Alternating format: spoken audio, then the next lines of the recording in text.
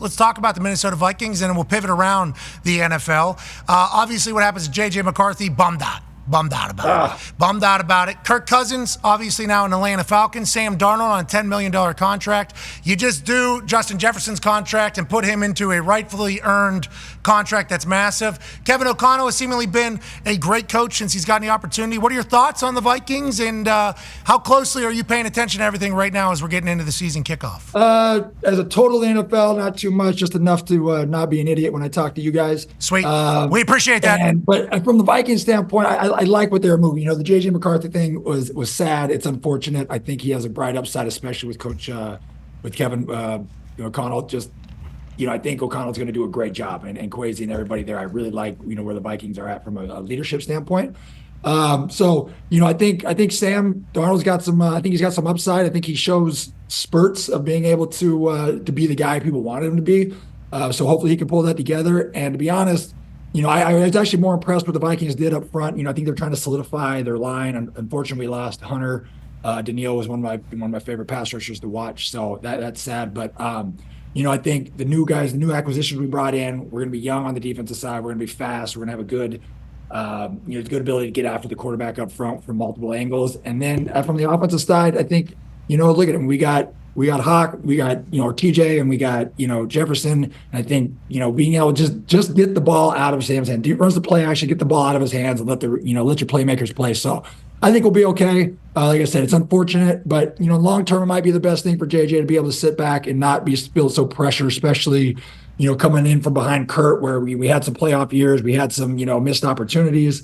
So, hindsight might be all right, and wish them all the best. Yeah, I guess there's no pressure to put them in week 10 or something like that if Sam's not playing great, and he'll get an entire year to it's already been decided. You're going to have an entire yeah. And you take the pressure off of Sam, right? He's sitting here in a so-called quarterback battle with a top 10 pick. It's not really much of a battle. I mean, we saw it with Christian Ponder when we took him 12 overall, right? I mean, I think McNabb had a couple of hiccups, and it was like, we got to put the first rounder, and he might not have been ready to go. And so, again, I think sometimes, players get put in a position based on their draft pick to no fault of their own to where they're not quite ready. And I think it takes a good coach and a good leadership system to manage that. And like I said, maybe this one took care of itself. And now Sam doesn't have pressure on him.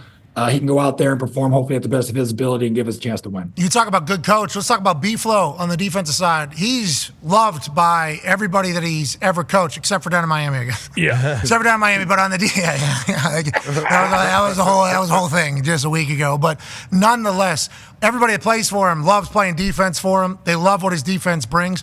What does he do, you think, that you've noticed that's a little bit different than everybody else? And how much have defenses changed since you were playing to now?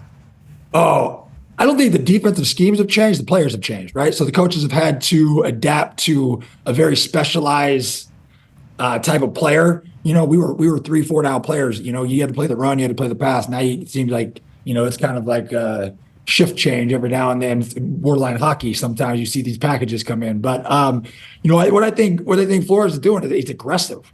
And I love it. He's aggressive to a fault. There's probably times where he shouldn't be so aggressive, and he's aggressive. So I think from that standpoint, that always gives you a chance. Again, you're going to live or die by it, so you might as well go after them all the way. And as far as defenses today, I think, like I said, I think some of it's more specialized, but you still look like what they're doing in Pittsburgh, right? Pittsburgh, those dudes are just they're getting after it. Minnesota, even last year, you saw more traditional stuff with Daniil, getting him back with his hands on the ground. You got some of these defenses. I think Cincinnati does a great job of still using their big guys up front. Cleveland, to get after the quarterback and not so much, have a specialized system.